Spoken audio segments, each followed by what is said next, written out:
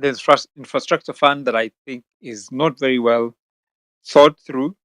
There are some gaps around it, but also there are concerns that it could be a backdoor way to getting more debt without seeking accountability. I stand guided and corrected on the same. In terms of the passport saga, it puts us in a very bad position. Part of the reason why Kenyans today have to get a visa before going to the UK is because we abused um, this element of free visa, and because there are some people who are coming to Kenya and getting Kenyan passports of Somali origin, and that's what we ended up having so stringent. So for me today, here to learn, and as always, welcome to the space and ensure that our contributions are based on what's factual and being able to respect other people's opinions at the same time as we listen into learning from each other every other day. But critically speaking, and I know there's a bit of celebrations also going on. Like, sorry, I forgot. But if looking at what is going on in the ground for the current regime, UDA has won majority of the by-elections that were being done for uh, county assembly, and on that basis, there's an argument and an assumption that the government is popular.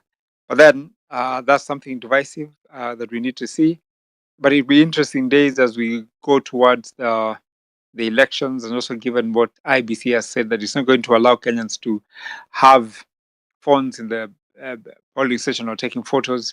So these are things to mull over and think about, and we see how this progresses. So I think that'll be what I say first. Thank you very much, Obed. I know you might be struggling to get me from this end. I hope now you can hear me. Obed, are we good to go? Just give me 100% once again. You have given us some great brief of your week in brief, and I'm happy because some of those issues we've raised, including the passport saga, it's something that we'll be looking into. And of course, as I earlier on said, we are joined on this other side from studios. We have with us Sitati Wasilwa. Sitati is not a newcomer to Court FM fraternity. He's been here in the past, and probably tonight is also here to share with us some of his knowledge. But I'll give him an opportunity to introduce himself, and then we can be able to proceed. Sitati, if you can hear me, the mic is yours. Many thanks, Likuyani, as you've introduced my name. I am Sitati Wasilwa. I am a geopolitical and governance analyst, and looking forward to tonight's conversation. And let's see how it rolls. I mean, there are so many issues to go over, so hopefully we shall be able to at least have a clear context on some of them, but also at the same time to, at least bring in different angles and perspectives to encourage more debates and more other different opinions on the same. Thanks. Asante sana kaka Wasilwa, and we will definitely be having a very interesting discussion based on the issues that have happened through the week. So if you're joining us, feel free to have this conversation with us. And as we earlier on also indicated, we are live on both X. We are also on our X broadcast. We are also live on our Court FM channel. And you can also watch this and stream live as you're listening. Now, let's get to the matters that Obed earlier on mentioned, and let me start with a specific one, Sitati. You have paid attention to the regional news. You know what has happened across the board, and the scandal that is surrounding the passport issuance to the RSF, I would say, integral team, which includes the brother to the Hemeti, and Kenya now being on the spotlight. Maybe let me take a cue from you. What exactly do you make out of all this scenario, and are we in a bad space in matters IR? Well, that tells you that Kenya's foreign policy orientation under the Kenya Kwanza administration is, it's scandalous. It borders on the thin lines of being classified as perhaps promoting a criminal enterprise. This is not the first time that we are seeing associations or close links between the Kenya Kwanza administration with Hemedi Dagalo, the leader of the Rapid Support Forces. that has been fighting with the Sudanese army for the last 4 or so years. And it definitely confirms, I mean, what many Kenyans and many other interested people across, whether it's Africa or the world, what they've been suspecting for far too long, that Kenya is not, or the Kenya Kwanza administration is not really, demonstrating that it is interested in mediating over the conflict in Sudan, but it is much more interested in perhaps, the war economy. It's benefiting from the war economy, the process of the war economy from Sudan. Last year, when some time back, I mean, was it last year when Hemedi visited Kenya? I think there are so many concerns. But what I wrote at that point, at that time, and which has been confirmed, I mean, by many other sources, that perhaps what Kenya is benefiting by associating with the Rapid Support Forces has to do with maybe some, illicit trade in gold, because this also goes as far as involving the United Arab Emirates, and it's a whole scheme of things, and I think apart from the illicit maybe gold trade, there are credible sources. I mean, indicating that there could be also proceeds of money laundering and those sorts of issues. So it's a whole part of issues which brings into the fore that this administration is not really positioning itself to resolve the conflicts around the region, but also seeking to, what we call, it's engaging itself in rent seeking kind of opportunities. Lukiani. All right, rent-seeking opportunities. Not the first time that Hemeti's team and this administration is involving itself in matters, what we say, under dealings and undercuttings within the region. Probably, Obeds, you have a question or two in the same respect. I'll cross over to you and let's find out what you think about where we are so far. Obeds. Sitati captures it quite well.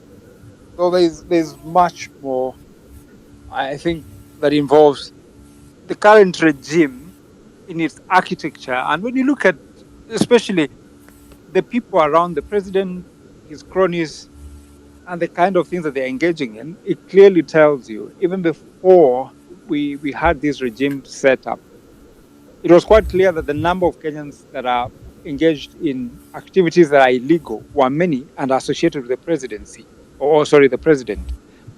And that was raised as a red flag, and people dismissed. But you can see his associate, Hemeti, when Kenyans asked questions about what Kenya was doing, there was an argument that Kenya is mediating. But now when you scratch below the surface, remember the saga we had of Kenyan ammunition being found in Sudan and clearly marked as Kenyan. And then you have a situation where, like Sitati says, you can see the hand of the UAE in all this, especially from Dubai. You've seen your president appear and, be seen, taken photos. And it's not hearsay, it's a fact. It's something that can be proven. The photos are available, and the people that he met are the ones who put the photos out there. He has entertained Hemeti at the State House. He has entertained a Zimbabwean non-criminal at State House. And that's the link between, because this guy is engaged in illegal trade, especially of gold, and it's quite clear. But when this is pointed out, then Kenyans don't respect the presidency and the man, and the man at State House. What this means, in my view, is that we have decided and we have proven that the Achilles heel for this government is matters our foreign policy orientation. We are all over.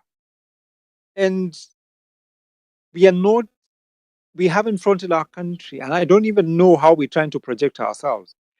Because maybe had the Americans not been looking for this man, and did he not try to access the US using a Kenyan passport, we probably wouldn't have known as the general public.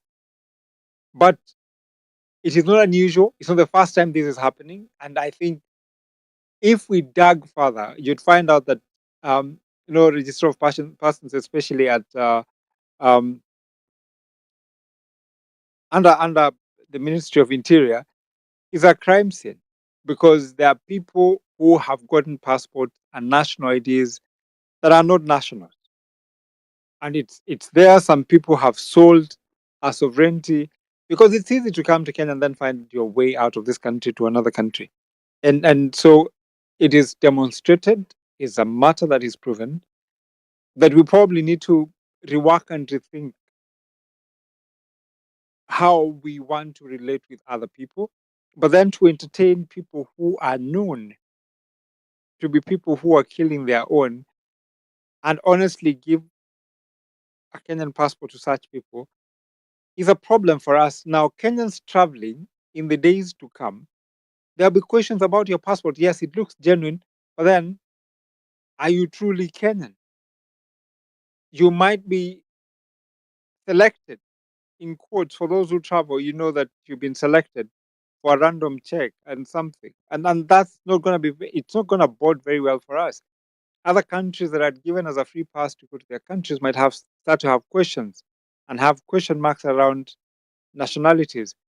And so the US might not have a lot of questions about that and might not say anything because when you think about it, uh, it's always about interest, and Kenya serves a very important function for them, and especially with the expansion of the Manda Bay facility that they want to increase the capacity of that space.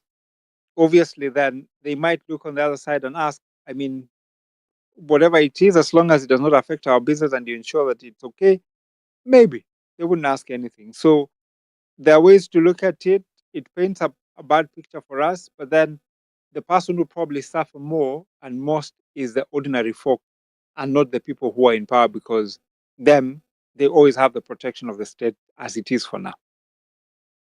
I hear you, Obeds, and you talk about the protection of the state, and you talk about how we look bad in the international space, and specifically for the Kenyan traveler. Does it bother you that much, Sitati? Because, I mean, it's not the first time such scandals are happening, is it? Yeah, but you see now the case of the Rapid Support Forces, Dagalo Hemedi and all those issues, even related to that man from Zimbabwe who is a well-known fraud. We saw his associations with the president of Tanzania, Samia Suluhu, and a few other well-known individuals, powerful individuals across Africa. But you see, in the case of Hemedi, look at this. You have a Kenyan administration that is well known, of course, to have committed some crimes against humanity. I mean, if we are to put it as it is, the last 2 years or 2.5, what has happened? I mean, in relation to the crackdown on peaceful protesters, enforced disappearances, those are crimes against humanity. So locally associated with, or rather directly linked to crimes against humanity, and abroad,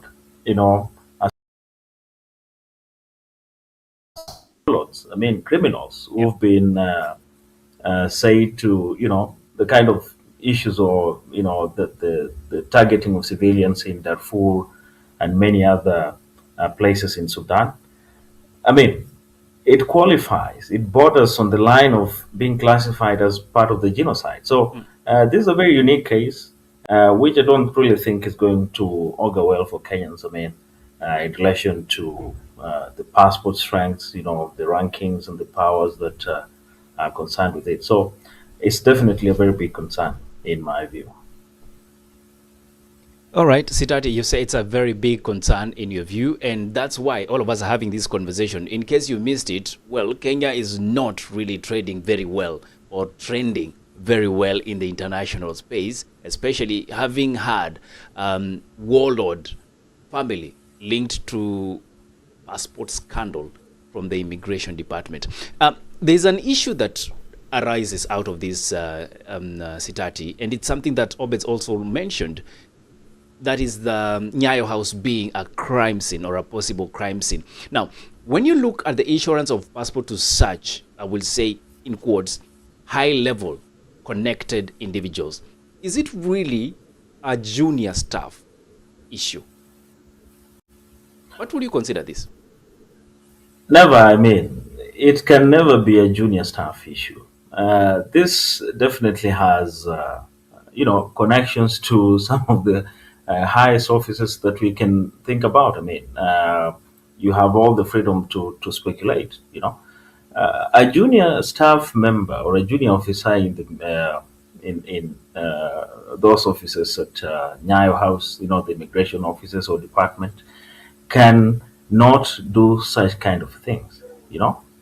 Just like the way we've had these agencies which have been recruiting Kenyans to go and fight in Russia. You cannot implicate some junior officers trying to engage in this kind of scandalous affairs. It definitely has to do everything to do with the powers that be in this country, and that is a problem. And I can tell you for a fact, without any fear of contradiction, that the issuance of these passports then definitely comes with many other trade-offs and exchanges. You give me the diplomatic passports to fly around the world, and then what do you get in return? And we have a situation where we will be going in for elections next year. And we also have politicians and their wheeler dealers who are out to cash in and make money from, many other enterprises for their own riches. So definitely it's linked to the powerful people in Kenya's political system. That one cannot be further from the truth whatsoever. All right, I hear you, Sitati, and I'm also happy that we are joined with other, speakers that are online. If you have time and you love to pick up the mic, kindly do that. We don't want to extend this conversation for far too long, and therefore just make your way on the speakers channel as soon as practical. Obed, I don't know if there's anything coming from your end. I'm going to hand over the mic to you because I would love for us to also look deeply on the issue within the region, Sitati. There has been, recently we woke up to the news of the elimination of Nangaa, and probably I would love for you to touch something on the same because you have been paying attention to the regional bloc and what has been happening, especially in DRC Congo. But let's have you, Obed. Anything from your end, Obed? Yeah, probably just to point out that there's an assumption, maybe for the people who are engaged in this business, that nobody would bother to find out. And there was a belief probably no Kenyan would know, and it didn't matter. But it's as much as it's concerning, it's nothing new and nothing shocking, because past regimes have done their things. Probably that they haven't come to the fore doesn't mean that it's a good thing to happen. We must safeguard our borders and ensure that, because you see, we even had a situation where we were vetting Kenyans who live along the borders to ensure that we don't give our documentation to the wrong people. But look, a situation where you have to do a trade-off. There must be a benefit, obviously, to the people who are in power for them to allow such things to happen. And it wouldn't have probably come to the fore, as we said, unless the Americans brought it up. In relation to Nangaa's death, I mean, Eli, you live by the gun, you die by the gun. Unfortunately, it doesn't matter what you're trying to do. There's probably much that I haven't followed to understand exactly what are the details, but it's an interesting and not unfortunate situation, but that's what it is. So there's a lot going on in Congo. There's so much. There's internal fights within themselves. There's also situations that probably deals or people disagreeing on what should be and how it should be done. And so, unfortunately, that has to be dealt with as such. But it has an implication and must be seen to be exactly that. I can't belabor the point. I think that's what I have to say.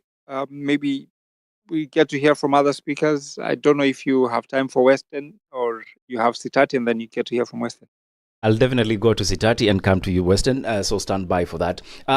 Sitati, I don't know if you agree with Obed about the issue of internal wrangles amongst the Congolese, because this has been reported so.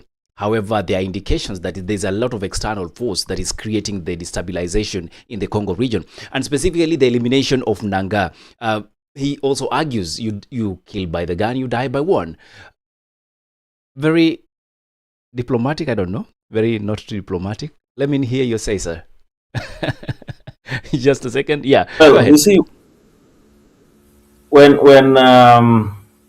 we think about the Congo, or when you try to make sense of the events in the Congo, especially in the eastern part of the Congo, then I think you have to really go back down the history pathway to the colonial times, what happened in the country. You have to go to the events that surrounded the independence period, and certainly after independence. I mean, Congo. I think the only time probably there was some semblance of peace and some sort of stability, though we can't really say it was stable as such. Just a few years after Mobutu became the president, but then definitely as soon as he became president, 10 years into his presidency or so, there were uprisings in several parts of the country. So the issue of what is happening in the eastern part of the DRC at this time in relation to the March 23 movement rebels, then again you have to revisit the events that took place in the region, especially in Rwanda in 1994 with the genocide. The Hutus definitely were put to the DRC. I mean, they sought refuge in the DRC.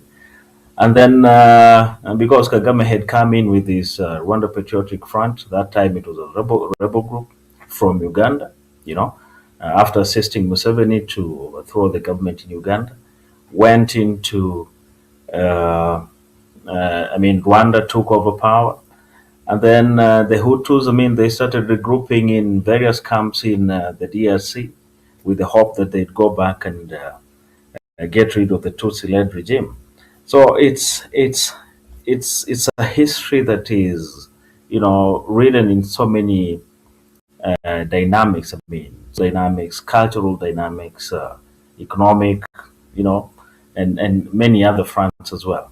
So at this time, even recently, when Willy Ngoma was taken out, the spokesperson of the March 23 movement, and a few other senior leaders, to me, I don't really look at it as a matter or an issue that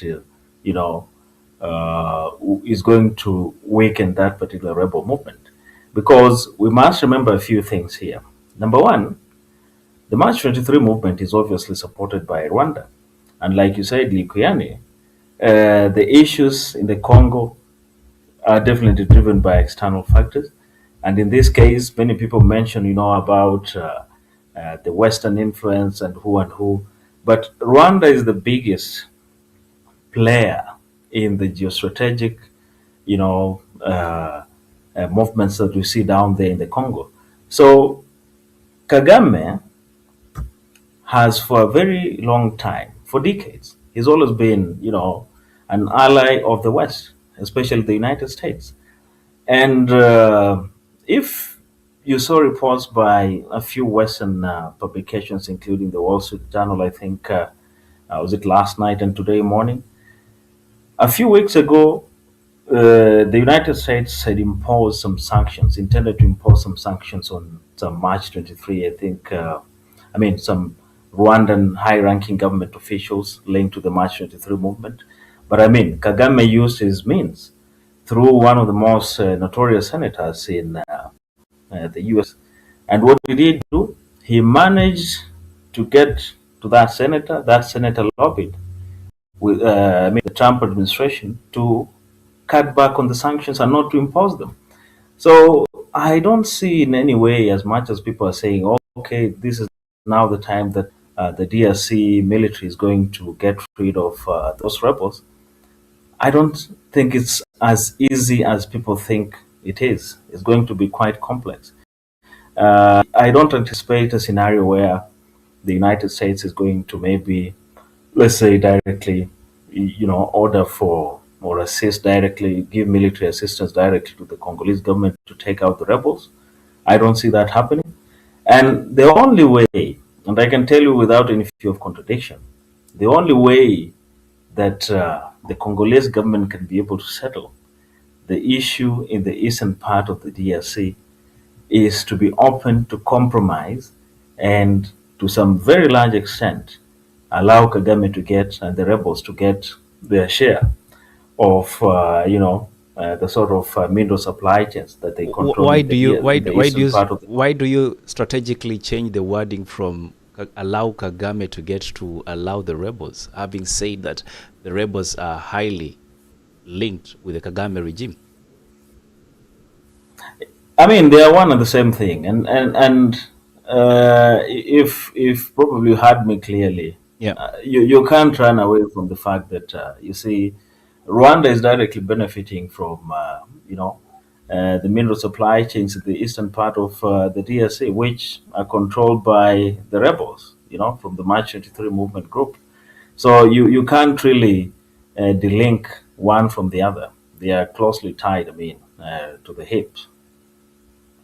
All right. I hear you, sir. And probably this is something that we cannot just walk over and assume that the elimination of Nanga is the end of M23 movement with all the issues you've been able to raise. One would have imagined the negotiations that happened in the US would definitely, change the narrative in the region. But clearly, looks like everyone is pulling out on Trump. We saw Zimbabwe deciding to say we are ending this negotiation on the issue of healthcare. Arrangement with the billions that were coming in. So did Zambia. I don't know if Kenya intends to do the same because it's been an issue within the public domain. Everyone is saying, why do we have to trade off our data? Maybe a very quick touch on that before I move to back to the X space where we have Western on standby. Yeah, definitely. Look,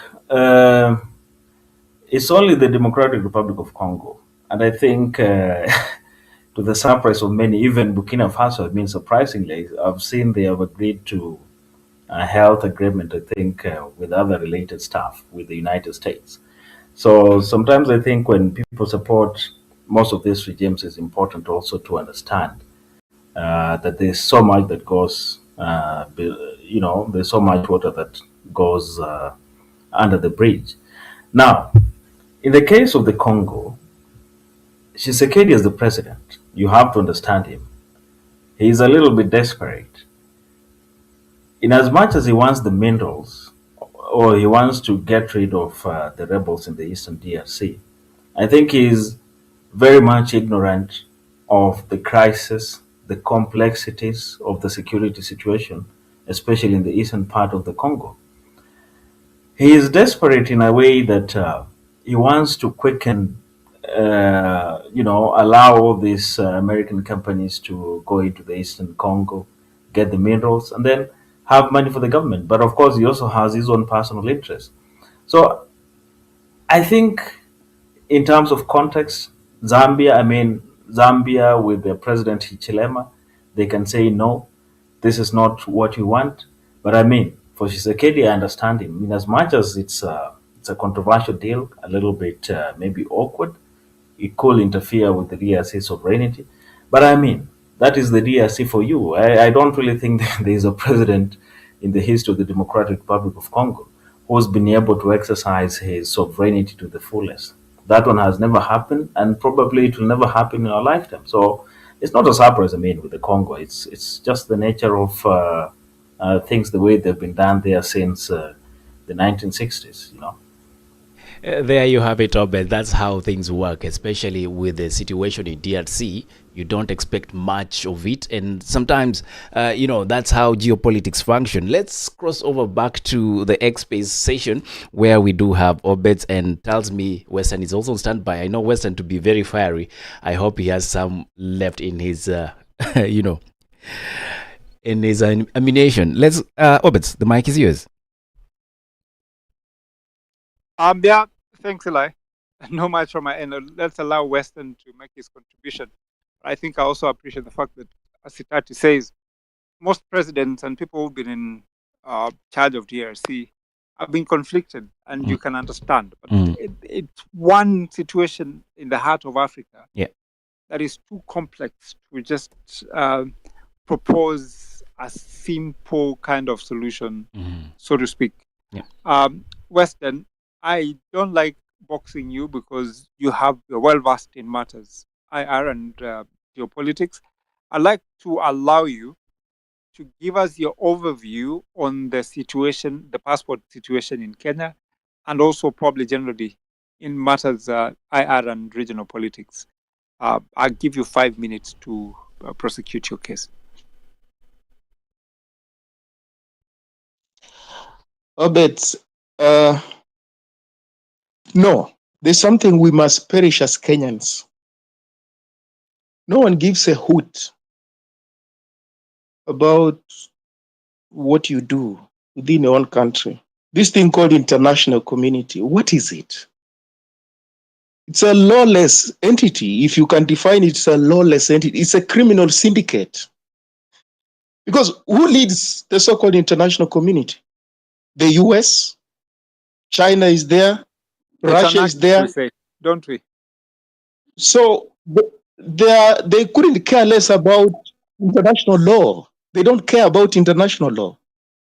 So what is this about? We're looking bad before the international community. Who is it? Who are we looking bad before? Okay, what do they do?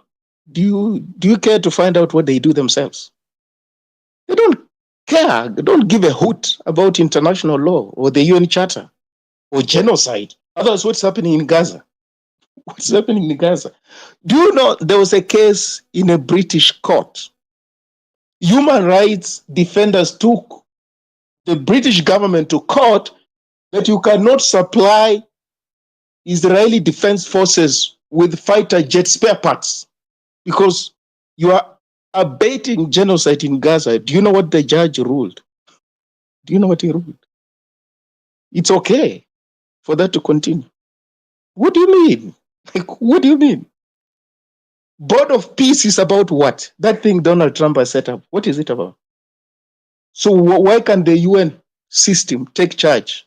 Because it was set up to take charge of international peace and security. Certainly, Trump unilaterally has set up something called Board of Peace, just unilaterally. And it's working. It's got money. It's going to rebuild Gaza, whatever that means. It will find itself in Congo and Sudan.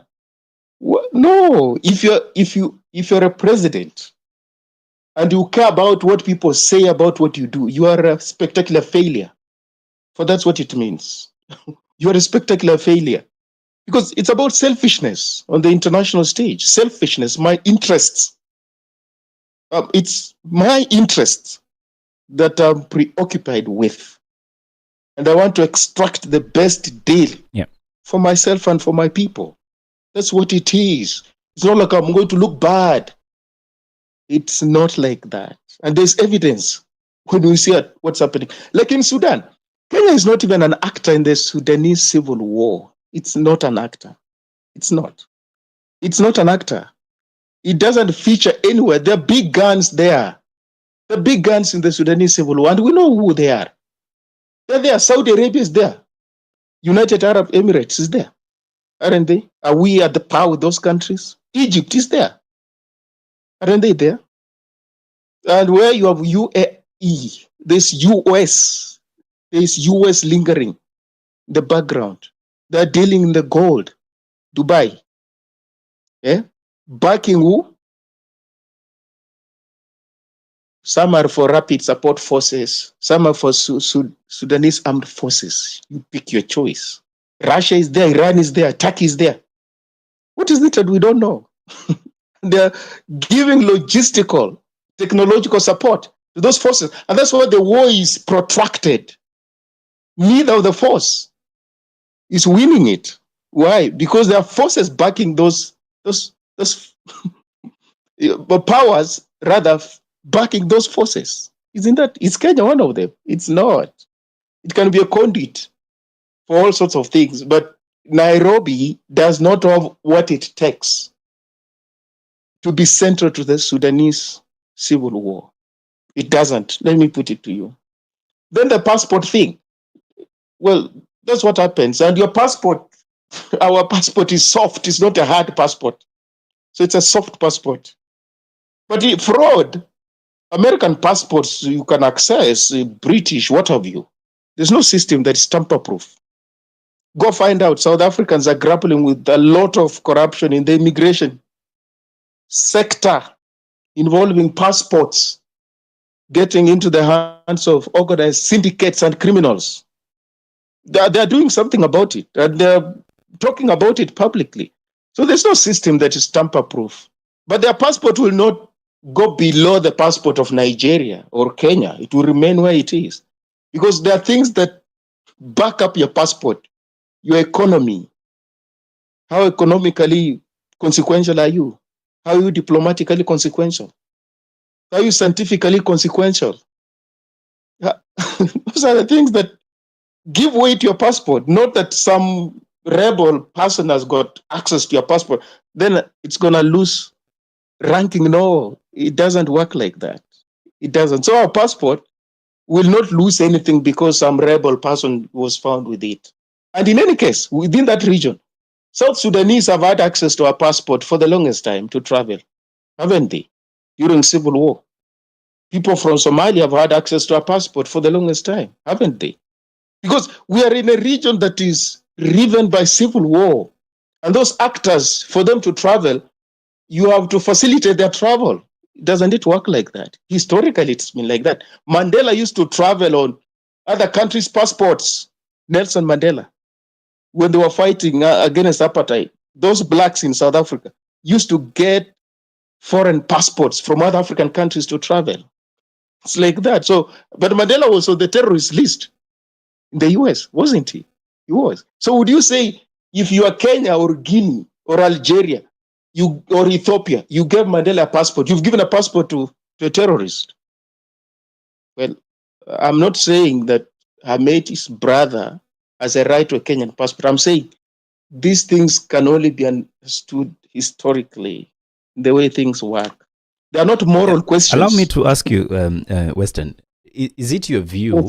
Is it your view that the issue surrounding Hemeti's brother getting or accessing the passport, among others who have been listed now, is supposed to be a non-issue, especially knowing their influence and the amount of hemorrhage they have created in their country in matters genocide? What's your opinion on that? It's a non-issue because I'm telling you that genocide is facilitated by influential actors. You're not listening to me? I am. I'm just trying to be clear on what you're saying. Those forces, and those forces are getting logistical support, militarily drones to commit genocide. How many drones are we supplying to any of those forces? Do you have the capacity? But the likes of Turkey are supplying drones there. Russia, Iran. To do what? To kill people. So what is it about a non-issue? It's a big issue, of course, genocide. But to place Kenya central in that conflict is a stretch. What I see is local politics playing themselves out in Sudan. It's a stretch. We don't have the capacity to elongate the Sudanese civil war. We don't. We don't have money. We don't have a budget for that. You need money. You need budget to support rebel forces. Do we have it? We don't. So a passport, by the way, he didn't need a Kenyan passport because he could get a Sudanese passport or an Ethiopian passport or a Ugandan passport at that level. You can get any other country's passport. You don't know. At that level. So what is it? It's not like it's a non-issue. We're the one who's blowing it out of proportion because of local politics. That's the point I'm making. Otherwise, how influential are we compared to Egypt, for instance, which is backing Sudanese armed forces? How influential are we compared to Egypt? In that, how influential are we compared to Saudi Arabia or United Arab Emirates? How influential are we diplomatically, economically?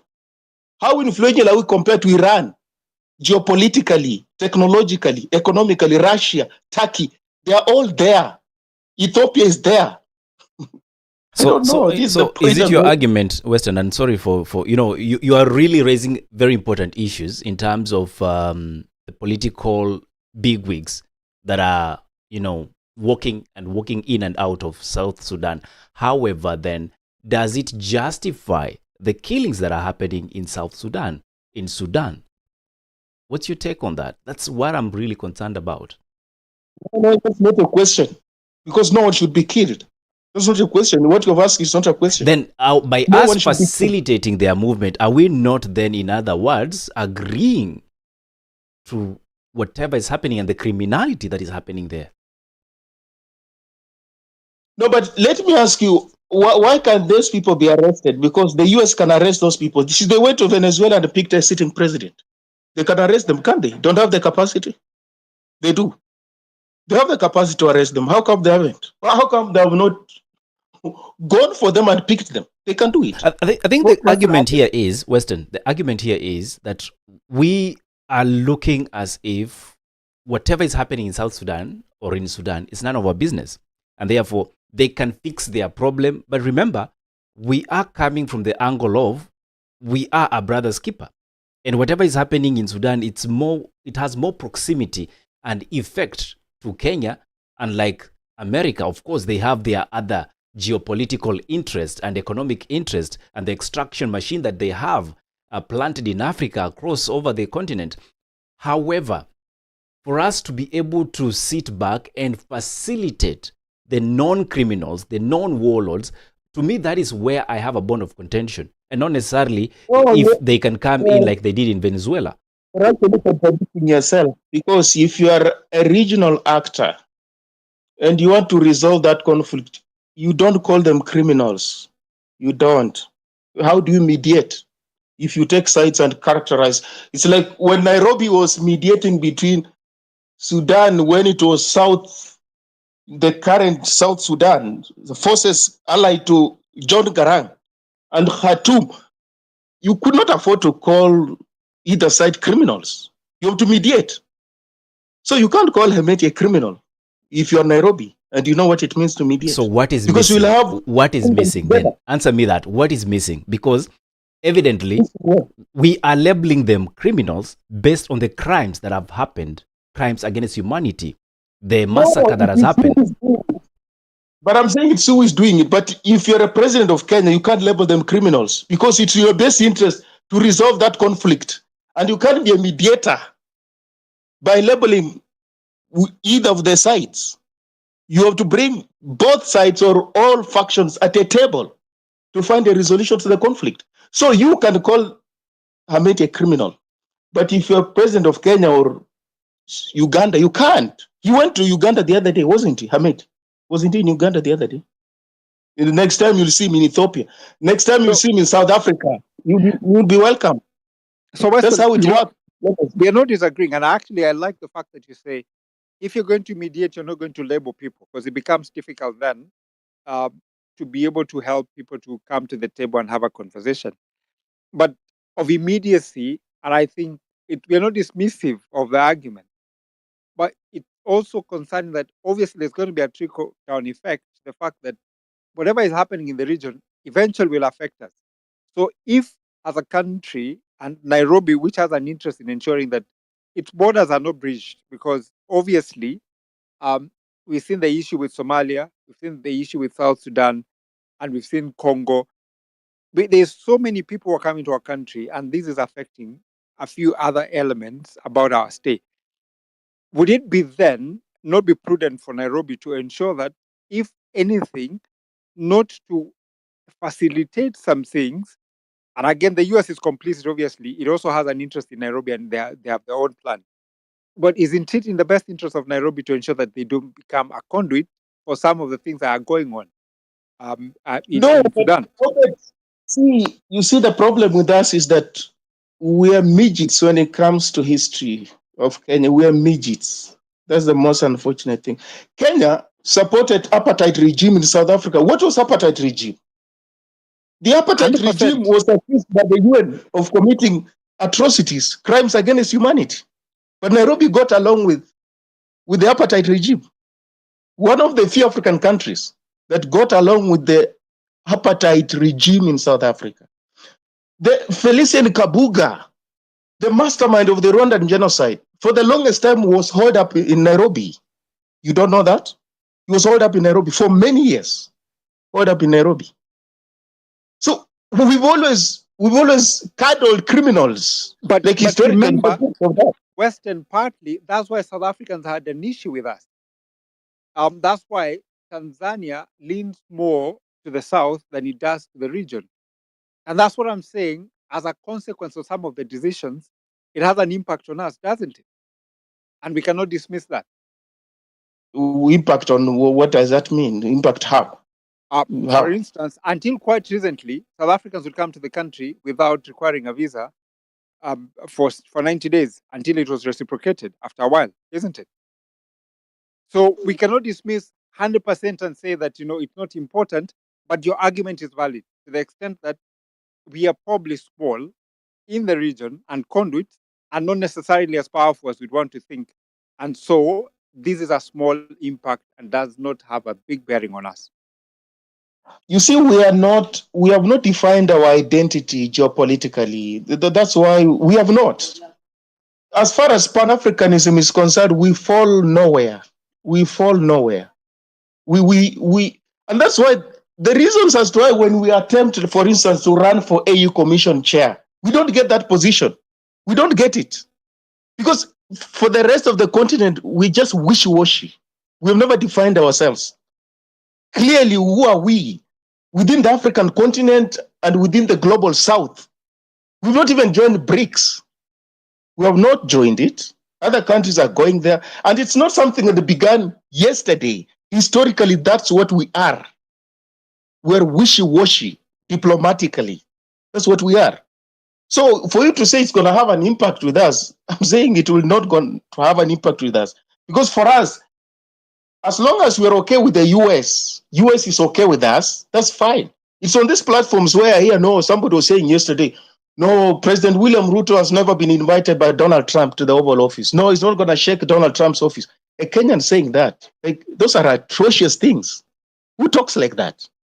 Who talks like that? I think, Weston, I agree with you. There's a lot of meat in what you're saying, and I totally agree. Kenya has, in our alignment, our posturing in terms of international relations has been really clearly wishy-washy. We're not very clear on that. I see Eli's hand is up. Weston will come back because I think there's much more to discuss on this. Eli, yes, your hand is up. I would love for us to give some right of reply from also one of the colleagues that is joining us on this other line, and that is Sitati. I see you, Marabu Stocks, just be on standby for that. However, unfortunately, we are having some struggles here based on the topic of conversation because TikTok is very, very sensitive to some of the terms that are being used, and therefore we are receiving a lot of warnings. However, we'll try our best to remain as diplomatic as possible. This is not meant to create panic or to create unnecessary tension amongst our viewers and listeners.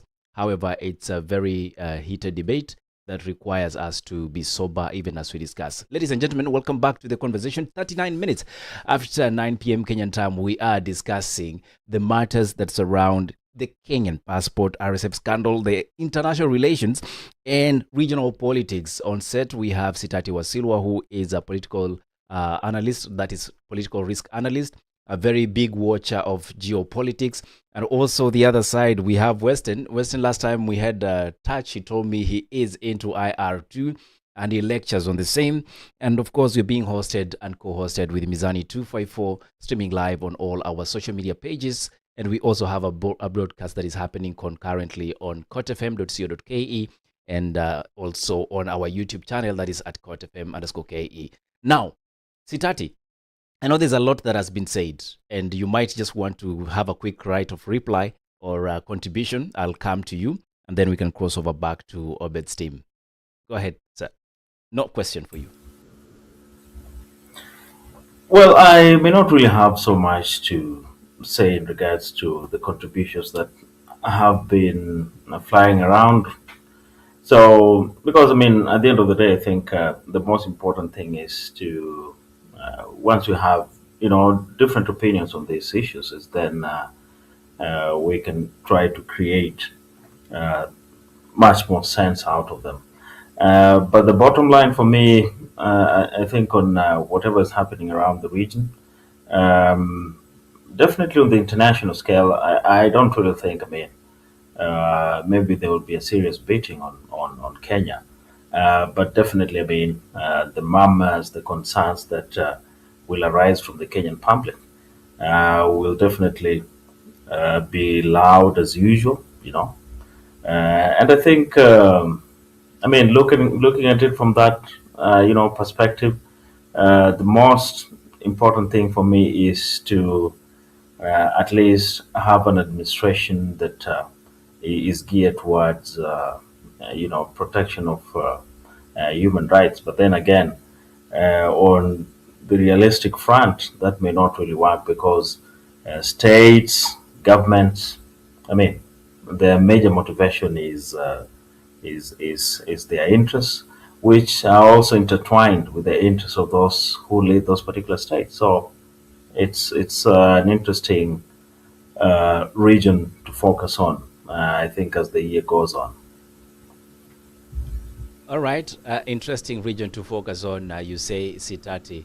And quite a lot of response also coming in from the chat. Kabuya Muito, thank you for joining the call. You say, power and interest and not morality is the better prism to assess regional and global politics. Good/bad people, good/bad deeds won't cut it. Azam is asking, who is dealing in gold in Sudan and agriculture in Congo? I have no answer. Him of himself is asking us, rather reminding us, one of the reasons why we say one term. I guess it's a good term to use, one term, because one term has really clobbered everyone in the, what I will say, was it, what do you call them? The elections that just happened, the by-elections. And Sitati, maybe that's a story for another day, is it? I mean, maybe before some of us go to rest, probably a quick overview wouldn't be that bad. But I think just looking at the bits of it before other, people can chime in the discussion. Well, we probably expect too much from the so-called united opposition, but the mere fact that this time, when you compare the political temperatures with the by-elections that occurred yesterday and the previous ones in November, then you get a sense that was this a strategic or tactical retreat by the so-called united opposition, or are they just, blank and they have no idea on what what political strategy really demands. Because for you to create a name for yourselves, I mean, in politics, to build your name, it's all about the perception that you create outside there. Now, the UDA party won most of those by-elections in November last year. This time round, they are again coming out on the top. What is that? What are these victories? I mean, what is the kind of the message that is getting out to the public? That it is going to be a little bit complex to probably send William Ruto packing come 2027. That's the kind of message that is coming out here. So the united opposition, to be honest, this was their time for them to demonstrate to Kenyans that at least they are strong enough, they know what they are doing, and they are ready to take, head on. UDA and William Ruto head on. That's this, what we really expected them to do on the minimum. But as usual, we will hear all manner of allegations. I mean, vote rigging and whatnot. This time round, there wasn't widespread violence. We have to be very realistic. I mean, we have to be very honest on that. Number two, we haven't really had complaints about, votes rigging for the by-elections that took place yesterday. So to me, the bottom line is this. I think the united opposition has a lot to do. In as much as we have significant, when you look at the sentiments against William Ruto, they are significant. I mean, you cannot ignore that. But I mean, these victories then definitely paint a picture that perhaps the united opposition really needs to work on its strategy. This was their time. I mean, they slept on the job. All right, that is Sitati Wasilwa. And Sitati Wasilwa, thank you very much for making time to join us this Friday. And you had asked us to give you time until quarter past or quarter two. And I guess it's time for you to pen up. But that's it. We'll be looking forward to having you in the next engagement. Asante sana for coming on. Obeds, I see your hand is up, so I'll cross over to you. But in the meantime, it is true. This was time for the united opposition to shows their claws, but clearly it was a clean sweep because the UDA faction was able to sweep Isiolo, Mbeere North, and Kakamega by elections in full. I don't know why, Obeds, your hand is up, but I'll give you the mic so that you can take us to the next level. Good evening.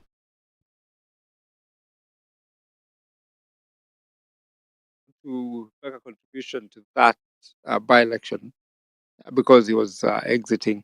But I think we need to. I have Marabu stocks. I've got Real Joe. Albert, I saw your request, but I tried to admit you, and there was a problem. I don't know. We couldn't get you on board, but you could try again and try and join the conversation. That said, in international relations and politics, honestly, it's about interest, and I think that's quite clear. And I think there's a joke that goes and somebody says, if you really want to be a man of means, it's easy to, what is black and white to ordinary folk is always, it's neither gray, it's never black, it's never anything for people, men of means. Try and work hard. Joe, I see you want to be a sponsor and you're working very hard. To the contribution, what do you think of the passport issue that we're talking about? And generally, our position in the international system and regional politics. What do you make of this conversation? Karibu, Real Joe.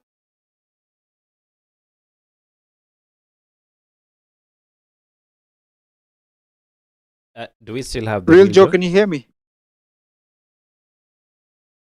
I Amanda guess Kulala. I guess he's not Amanda available. Kulala. You want to proceed to Marabu, Marabu? I invite you to make a contribution. Nice to see you. Thank you so much for joining the space. Let me allow you to make a contribution to the conversation. Well, greetings, Mizani. Am I coming through? Yes, 100%. Yeah. So I think first of all, we should be very, very careful in the manner at which we understand things and how we look at things.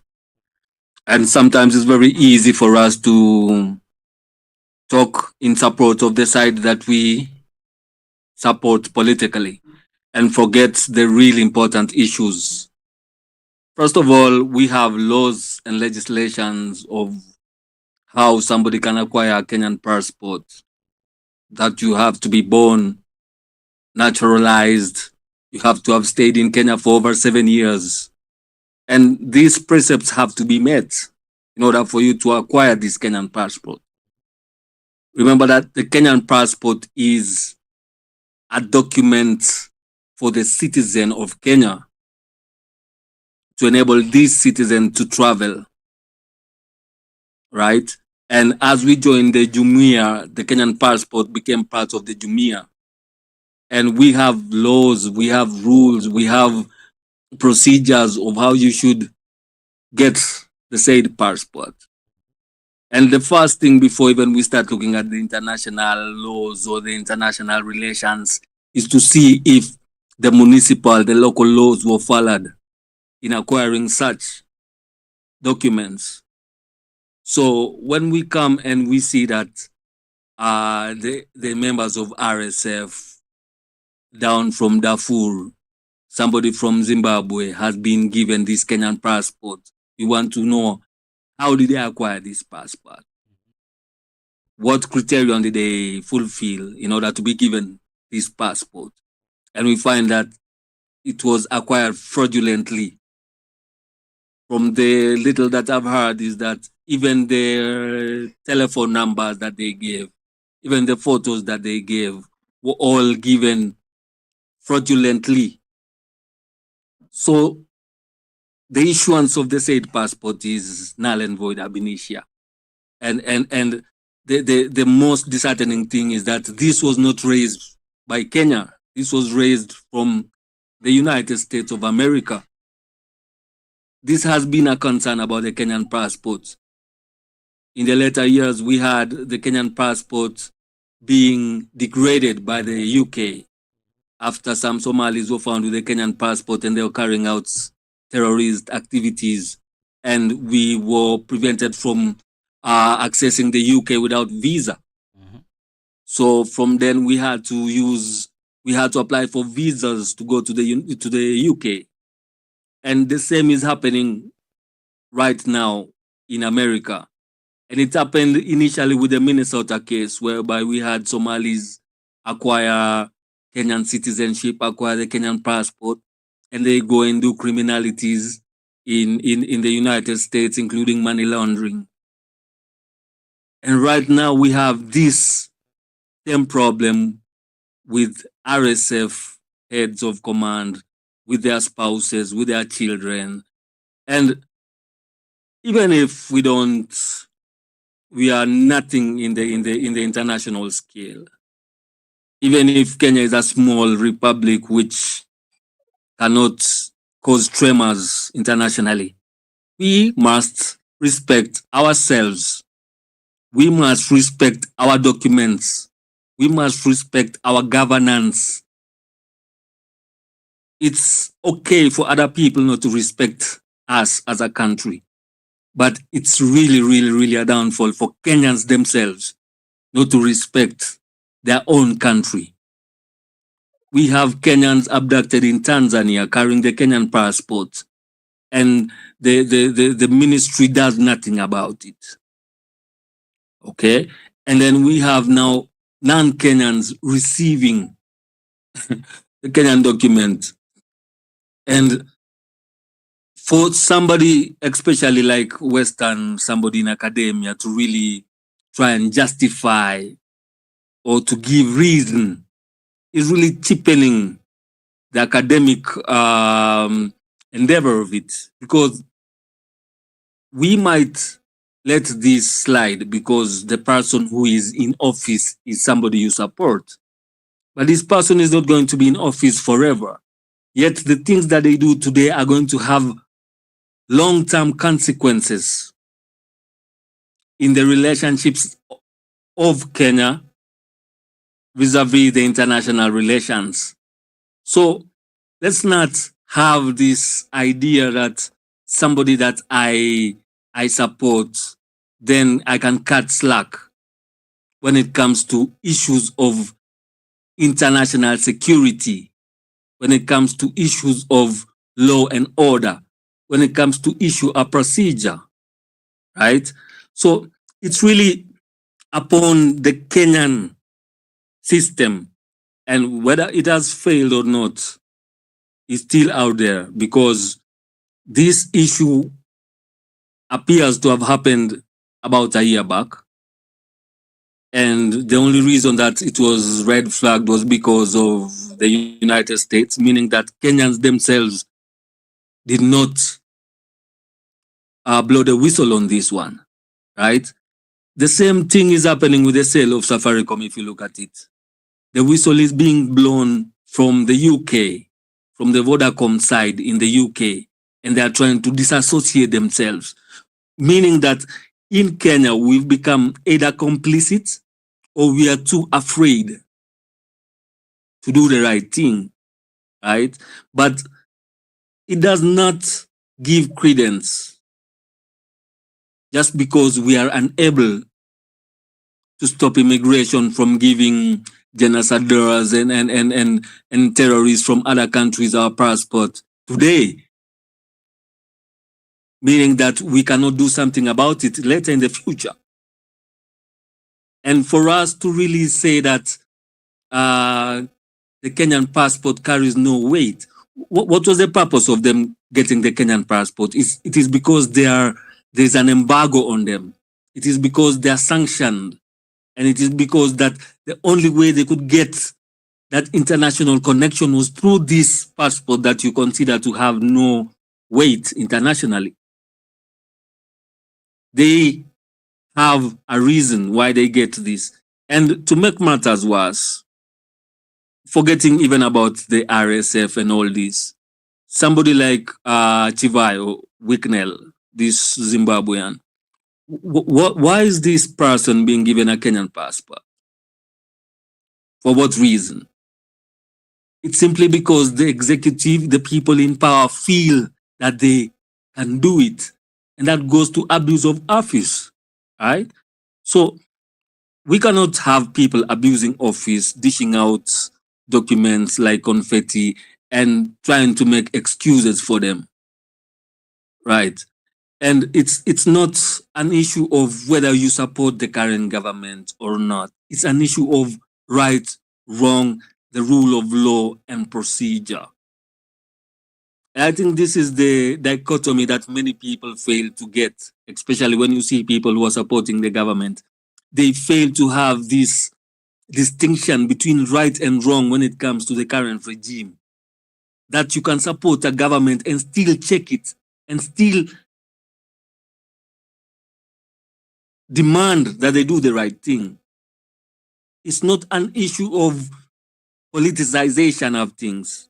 It's an issue of the right thing happening, because sooner or later, these people who hold the Kenyan passport, these people who you've given citizenship, will become the citizens of Kenya and will become the Kenyan problem. And it will be us, all of us, to bear.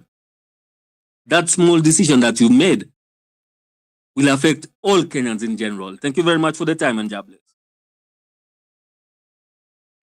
Thank you, Marabu.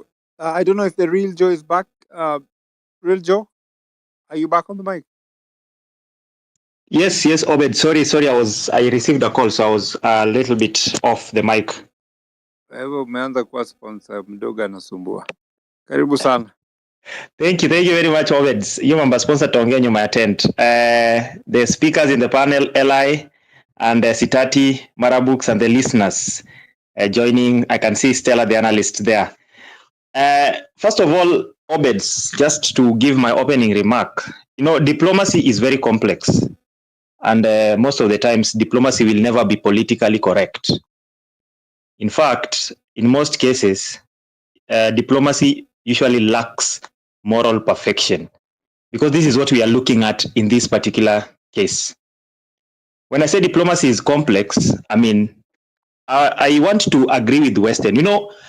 One thing about mediation, and we've seen it over the years, I mean, we've been involved in a lot of mediations ourselves in our country that have actually borne fruit. And if you look at how they were conducted, I mean, there was no moral perfection in it. If you look at Moi's negotiation that actually ended up giving birth to the CPA of 2005 in Sudan, I mean, the Moi tactic was, I mean, who should stop shooting? There's no criminal in both sides. So if you look at them as criminals, I mean, locally, Kenyans are going to look at them as criminals. That's why I said it is usually politically incorrect in our case, in our country. But for the geopolitics, I mean, it is such a complex issue. Like right now, we find ourselves in this issue of passports. But again, diplomacy is a game of interests. There are several other key players in diplomacy that can pull those strings to the extent that it is not such a simple thing. Who knows whether maybe this passport issue has some hand from Saudi Arabia or the UAE, who have much bigger interests there in terms of gold and things like that. Those are things that, because if you look at the UDA government, their way of diplomacy has mostly been economic diplomacy. So they've been in the UAE getting all these financial aids. Who knows whether part of that financial aid, maybe there's something you told, as we facilitate this, that this person just look for a passport. And, diplomacy, it is not perfect around the world. If you look at Israel, they were fighting Hamas. The same Hamas that have been branded terrorists are being hosted by other countries, including even the Saudi Arabias. That is diplomacy. It is dirty. At the end of the day, most of the Kenyans will want the very bare minimum. Locally in our media, it will be all round. We are funding terrorists. But for our own diplomacy, we cannot, and I will borrow this from Western, we cannot brand them as terrorists. We are not going to be able to mediate if we are looking at neutrality. Of course, this passport issue also pinches into our neutrality, because if the other side feels that we are facilitating, RSF and things like that, then again, that is a blow to our neutrality, in terms of trying to resolve these conflicts and so on and so forth. But we've always played the big brother. Kenya has played the big brother, and it has perfected that. So it is not going to end anytime soon. Sometimes playing the big brother it comes with at a cost. I mean, you're seeing whatever is happening right now. Also, the people who are blowing these sort of things. I mean, Kenya would not be in a position to blow a whistle when it comes to America and those other advanced countries, because we don't have information. They do have information. They can use that against you to get something. And that is diplomacy, But we know so well that at the end of the day, we have to look at what is at stake. So, for example, right now, we have two warring sides in Sudan. The key, what is at stake is to ensure that these neighbors who are fighting and burning their house next door don't end up burning our house too. So that is where mediation comes in. And as we mediate, we also have to ensure, and again, as it is, as complex as diplomacy is, the same way neutrality is as complex as, in fact, neutrality is ambiguous. It is such an ambiguous concept when it comes to diplomacy. Someone would argue that with issuing the passport to RSF, we are not neutral. But who knows whether the other side also do not have passports? I mean, there have been this facilitation has to happen both sides for you to be able to mediate, for you to be able to try and ensure the neighbor's house does not burn and burn you down with it. We've had scenarios. We had the transition parliament for Somalia right here in our soil, and we hosted we hosted the Somalis in 2002 to 2004. We've played the big brother role here, Obeds. So I think from where I sit, it is not going to be politically relevant for us. But again, Kenyans will not understand. The local Kenyan will not understand. We are looking at it on the moral compass. It is not moral. It will never be moral. Nowhere around the world, when Maduro was going to be picked by the US, in terms of when Donald Trump ordered how many bodies were dropped for Maduro to be accessed, that is how immoral it is when it comes to all these issues of geopolitics. At the end of the day, there are fundamental issues that also are exposed. Our systems, how porous they are in terms of these documents. Kenyans will look at it as our sovereignty at sale, because for you to get a passport, for you to have a passport, that is our document. For it to land in a foreign hand, Kenyans will ask these questions. So the government must also prepare to be able to answer these questions to Kenyans as well. I mean, accountability is also important, much as we, from where I sit, would understand the complexity and what is at stake. So all this must be put into consideration. We must look also at our history and what we've done before, how we've participated in these things before. And as you know, our former president, Uhuru Kenyatta, is very active on the DRC. I think there was an interview I saw. He was asked just I don't know if it was yesterday or the other day. Uhuru is active in the DRC issues and so on and so forth. So it will never stop. So we just have to. The government has to be prepared to be able also to answer the tough questions to Kenyans, because again, accountability to us is more important. That is what Kenyans will feel. But at the end of the day, we also have to understand that we have neighbors outside, and that game, when it comes to the neighbors outside, it is not as clean as we might want to look at it. Thank you very much, Obeds. Thank you, the real Joe. Ella, I think I bring it back to you for Brass to bring the curtains down. Yeah, thank you very much, Obeds. I don't know if that was the climax. However, I hear you, Joe, when you talk about the... Baradu mentioned me. Why don't you give me a right of reply? I will give you that. Weston, proceed. Look, Obeds, what we lack is capacity for complexity. It is. Because we're blinkered. You see, this paraphernalia like passports, IDs, these are colonial artifacts, really. They're artifacts, colonial artifacts. To separate people, to make it difficult for black people to travel in Africa. That's what it is. It's difficult to travel in Africa because of this thing called a passport. It's even difficult to walk within Kenya because the police could stop you and ask you for an ID, and things could go horribly wrong. That we believe in these things shows that really we really don't know what's happening around us. Then, people who can access this paraphernalia are not ordinary people. You acquire a passport because of your fortune. If you went to the US today with over 800,000 US dollars, you could easily get a green card. And that's a pathway to citizenship. Were you born in the US? Why are you? For 1 million plus. You get green card on the spot. And many countries have got that provision. What is this thing about naturalization for mere mortals? Then organized crime, transnational crime across borders. These are people who will have access to passports, irrespective of what your laws say. They will. They'll walk into Nyayo House and walk out with a passport within the same day. Or they may not even go there. The passport will be delivered to them wherever they are. Organized crime, transnational crime. That's how it works, because these people have to move very fast. Now, you bring in morality and ethics, right and wrong. Well, you don't really understand what's going on. Frankly speaking, you don't. Secondly, you don't run the state as an ordinary citizen. So do you have powers on who can access the Kenyan passport and who can't? You don't run the state.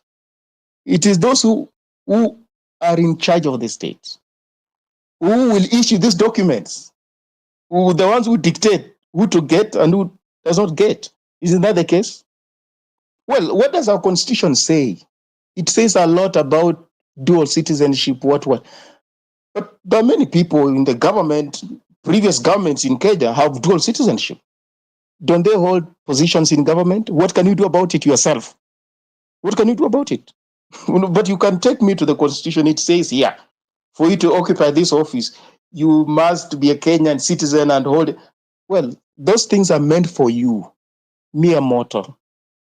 Then, Obeds, Gaddafi was for one Africa. What if Gaddafi had succeeded and we had only one passport? Let's give it to him. It was utopian. But let's give it to him. He succeeded. And Africa, we had just one passport. Would you be frothing on the sides of your mouth because a Ugandan has got a passport that looks like you, or a Sudanese? Or let's say Sudan was part of the East African community and we had one passport. Would really matter which passport Hameti was carrying? I think we must be broad. Insularity is too much. And it does not help. We must be broad. These things are not helping you and me. These passport things. They're not. But they're for the elite, to do elite things, that you can be invested in those things. You're reactionary. You're reactionary. If a Somali leaves Somalia, the country has collapsed. It means the systems are not working, institutions are not working. This person wants to move out of Africa. Why don't you give them a passport? Why don't you? Why don't you give them a passport? What do you mean? You always imagine they're going to commit crime? Is that what you imagine? You're facilitating the person to move. If they're looking for better prospects in life, so be it. A passport is just that, for movement. It's for travel. That's a travel document. But for some reason, we attach a lot of importance to it. This is just a travel document. Nothing more than that. And if somebody does not have a travel document from the home country, you can surely facilitate that. Can't you do it? So, what I'm saying is this. We really make a lot of criticism against people who are running the state. But if we were in those positions, we are just as reactionary as they are. We're not going to make things easier for anybody. We'll still implement those colonial rules, colonial laws, colonial edicts that just weigh people down like a yoke. We celebrate them. So what What would be the point of somebody getting into power and you're telling me how? Why would I be so fixated on who carries the Kenyan passport or not? Why would I be fixated? That I travel and I see you carrying a Kenyan passport. I ask you, are you a Kenyan? You tell me you are not. Should I get angry? Should I get annoyed? Is that my business? Do I own Kenya? Is that my piece of land?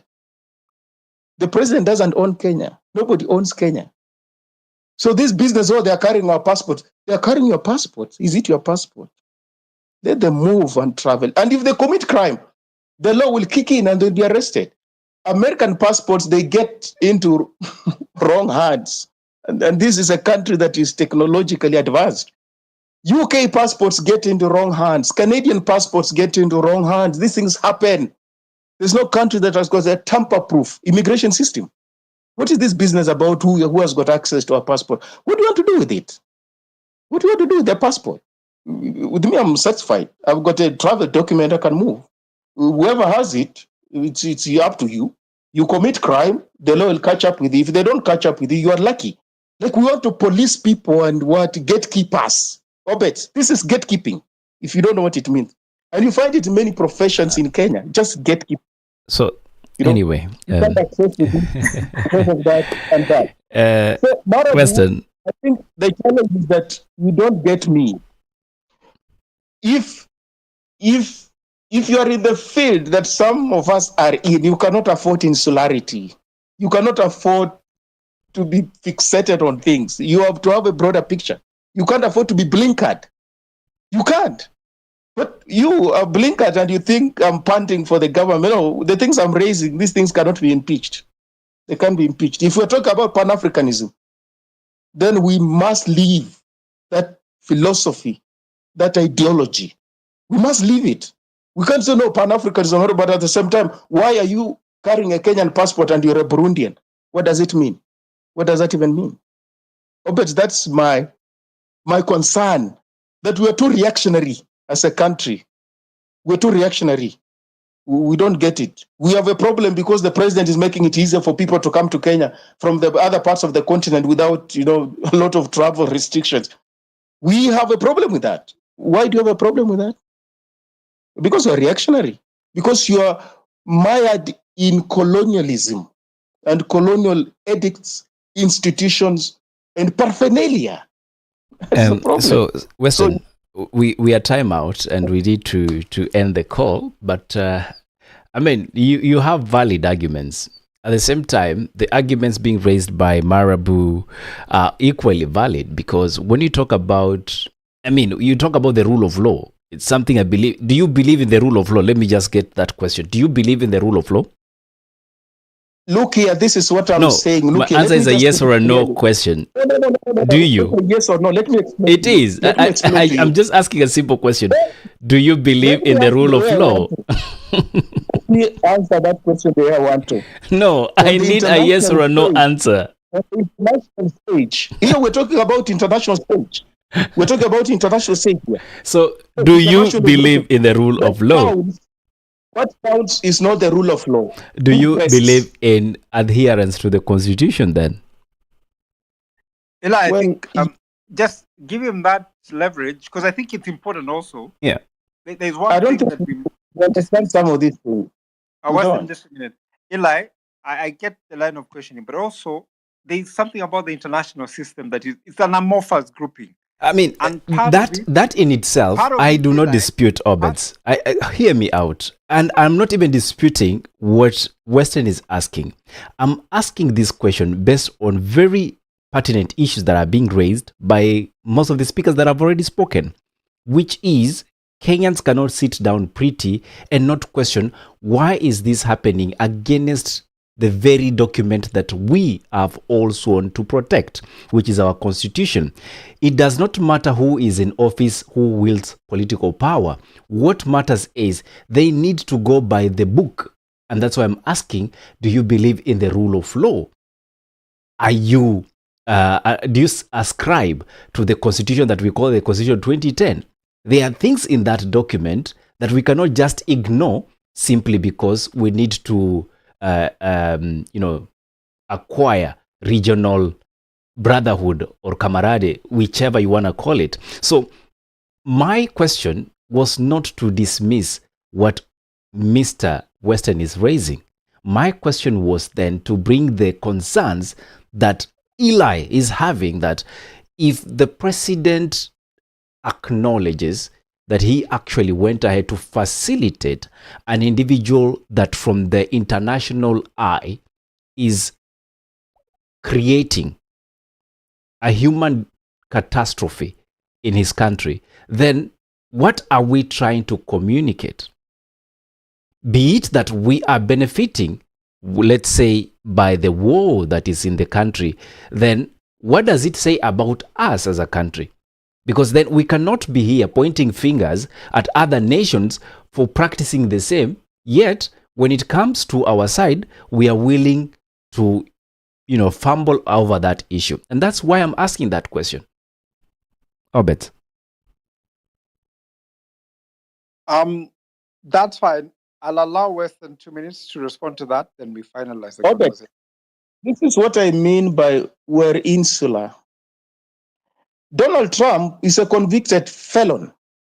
And it's not like he was convicted after being sworn in, it was before. But is indeed the president of the United States of America. Convicted felon. He is president acting on behalf of the people of the United States of America. And he's very consequential.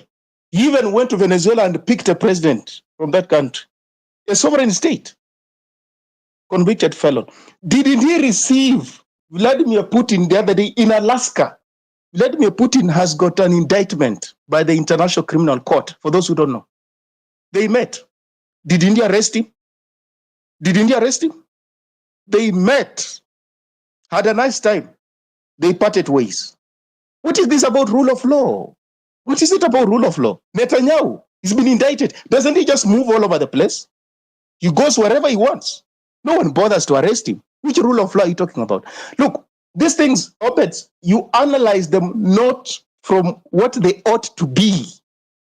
You analyze them as they are. Get the difference. International politics, your politics at home domestically, not what they ought to be. The Constitution is about what ought to be, aspirational. For an ideal society, we have to adhere to this Constitution, aspirational. What obtains in reality? Focus on that. There's a lot of impunity. There's a lot of violation of people's fundamental rights. There's no regard for international law, no regard for the UN Charter, no regard for sovereignty.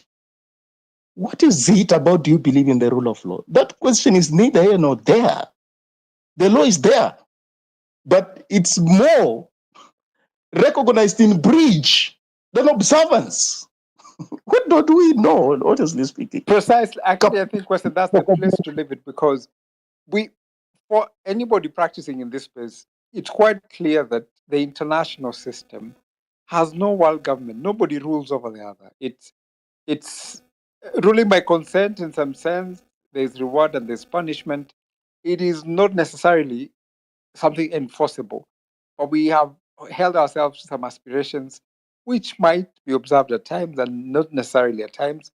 It's always about interest, and a country doesn't care as long as it gets what it wants. And I think that's quite clearly put, which is why I did say earlier that, Eli, when you come back in another life, come back as a man of means.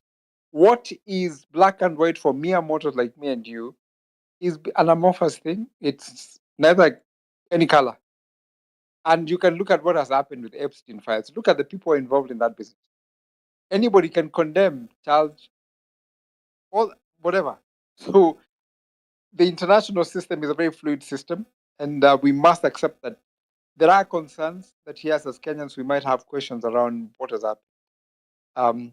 It has an impact in some sense, and I think there is a consensus that the ordinary folk would suffer. The people and the elite who are in positions of authority wouldn't be punished for it because they have insulated themselves from some of these things, at least by virtue of the positions they hold. So, as a consequence, there's much more that we need to do probably internally as a country. Demand for a better system and one that works for everybody. But you just said how not things because- work do not work in that way. Listen, Eli. Yes. Listen, Eli. I'm listening. Let me finish I'm my listening point. very keenly because I'm not contradicting myself. I haven't. What I'm saying is, listen, no. What I'm trying to say is, let us take that responsibility. Whatever we aspire to achieve, we push to create that system. But I can guarantee you that it will still not be foolproof. There are a few things that will go wrong. Not everybody will agree with it. So either way, we must simply create what we think can work, but it's not going to be perfect because other people have concerns around it. I can't say it any better, and not because I support this government. I'm sure you know who I not vote for.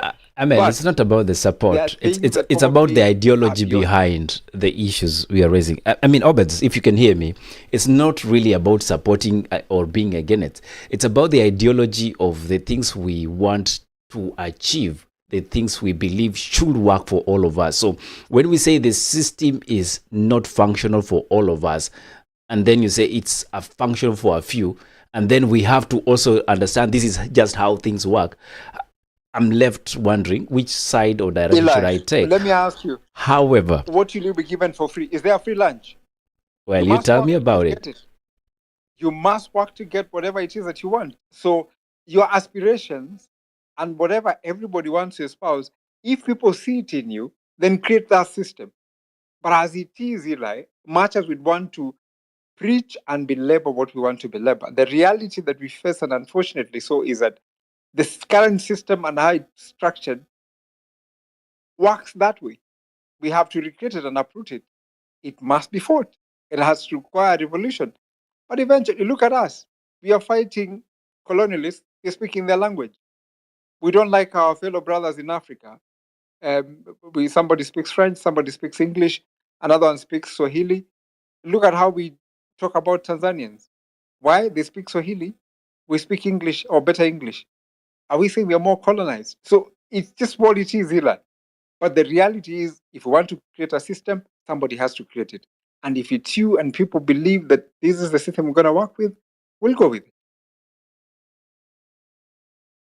What a way to conclude the conversation. I see we still have some mic requests, but unfortunately we are 6 minutes out, and that means we need to really get the final remarks. The real Joe, go ahead.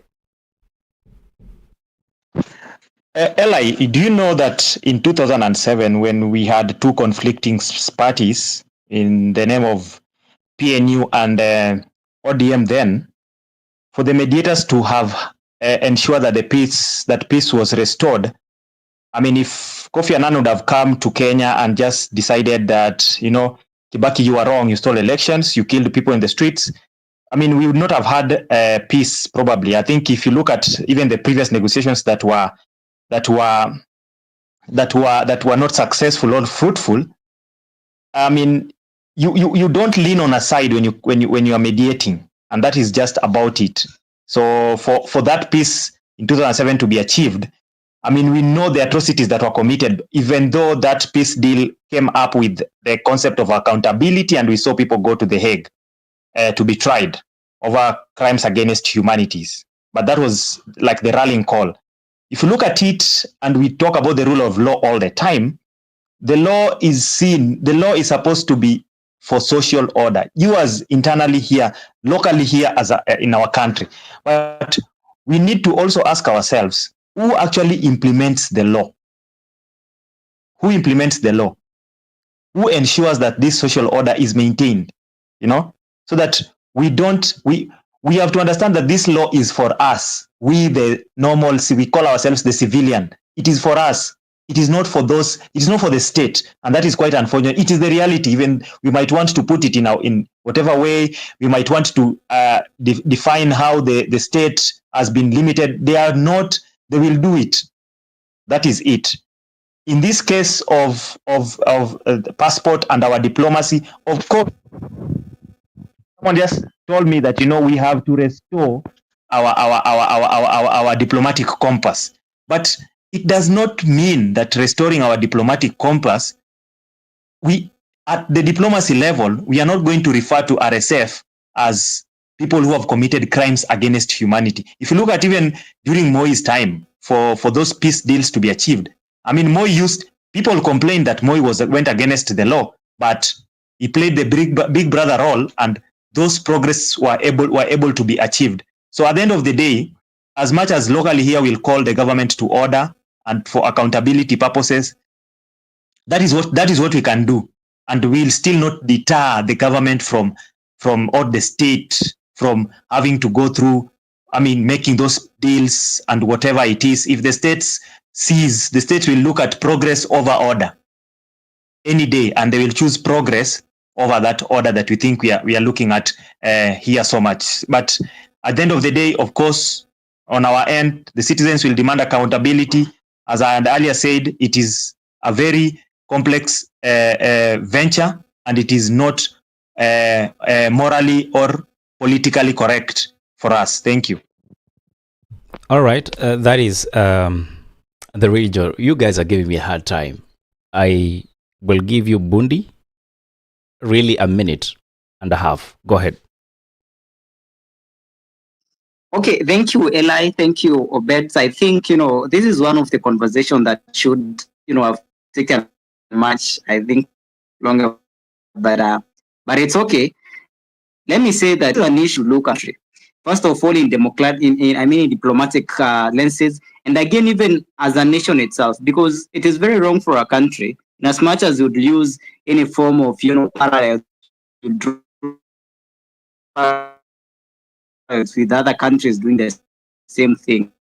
It is wrong for our countries because we know the happenings, and we know the country has been in conflicts from, Omar al-Bashir was overthrown until today. And you see Kenya being at the center stage of this conflict, and it has been implicated by United Nations. There is this, I think, memo which suggesting that Kenya is giving a free passage of weaponry that is being used in that conflict. That is a diplomatic thief that we are engaged in. And again, we should ask ourselves really, what interest does Kenya as a nation have in that conflict, or what pecuniary interest that conflict? Because I can tell you like that Kenyans, they don't have any interest in that war. But we saw the person who is at the State House has a lot of interest in what is happening in Sudan. And that is when even actually he hosted the general of, RSF and, gave him an opportunity to form a parallel government at KICC, and nothing happened. So I think this is a complete flouting of, rule by, the international law. But we've seen it happening for quite some time. But I don't believe that we should use that as a justification for Kenya to continue doing the same thing. Another issue is, about regional politics. The country which, have been seen to support this RSF directly, it's actually Uganda. Uganda hosted Emet last week. Kenya itself has been very consistent with its tone. It's giving a tone of, there's a conflict which is happening. But behind the scenes, we're seeing the president obnobbing with General Emeritus. So this is something that can be viewed on multiple lenses, but it boils down to the person who is at the helm, the president himself. Because these are things which cannot happen without his knowledge. These are things which cannot happen without his approval. For example, giving this passport there, which was given by the president to Evelyn Cheluge to give these passports. And it is not only actually to this guy who is leading these conflicts, even the Zimbabwean guy that is Laidin Chivayo. These are people which are being given our passports just lazily because the government is, saying that we can do anything with this country and nothing can happen. So I believe that this is a conversation we need to continue having, because an average Kenyan like me and you, we shall spend a lot of time going to Nyayo House requesting for these passports, but the government will be very lackluster and very, very lazy in handing out these passports for us. But when a person comes out, a foreigner comes out who carries some, I think some business value to the current regime, they would be given out their passports, with wanton abandon, and nobody seems to care. But again, I want to say that as I conclude, Eli, that this is a problem which has been caused by this government. It's a problem. I heard some people using what happened in 2006 to justify what is happening currently, and I can say that is very wrong. We shouldn't just use another wrong as a justification of another wrong, or rather to aggravate another wrong. So I think we must, go back to our senses as a nation and question the kind of decisions which the government is doing. These are decisions which are stocking a lot of diplomatic vessels, these are questions which are leading to massive loss of lives. The people are being killed in Nyala are is consequential to what we are doing as a country, indirectly as a nation. So I think we must bring some sanity in our diplomatic policy and even our governance, in as much as we want to have a good and amazing country. Thank you, Eli. Awesome. I really hate to do this, but we must call it a night. The conversation is heavy, the conversation is juicy, and it's also keeps some of us on the edge of our seats simply because it touches on the fundamentals of what some of you who believe in human rights are saying there's something wrong happening in this country. You know, I've heard the name of the former president Moi being mentioned, and we say, for those of them who believe in the afterlife, may he continue resting in peace wherever he is. But why did Moi go to South Sudan? That's a question a lot of people really never get it. The reason why, and maybe if you go and do more of the research, Moi went into South Sudan to try and support it, and until actually when it was Sudan, because there were the black Sudanese and the light-skinned Sudanese, you know, from the northern. But the reason why he went to support South Sudan was simply because of one simple issue. Guess it, the color of the skin and the huger Nilotic region that was Southern Sudan. So when we talk about politics, it's more than just the issue of economy. It was about protecting one of us. Are we one of us? That has been the conversation here on Court FM. You're listening to Court FM. Let the music play. And we are going to continue with the musical right here on the broadcast. For those of you who love to stay longer, you can always switch on to the live video feed that is on our broadcast courtesy of Mizani 254. And you can continue also listening these through www.kotfm.co.ke. On behalf of everyone that made this a success, including the speakers, the listeners, and all of you who contributed in the chat section, my name is Likiani Eli. On behalf of Obed Riku, and we had Budi, we had the real Joe Weston, we also had earlier on Sitati Wasilwa. Asanteni sana for being here. See you on Monday in the bigger picture. For now, let's continue with some musicals as we try to unwind from a very heavy week. I hope mmelipo mishahara because I'm coming for some of that money. Court FM. Let the music play, where the scales of balance are restored and meaningful conversations thrive. Mizani 254, where the scales of balance are restored and meaningful conversations thrive. For more information, visit www.mizani254.org. To advertise with us,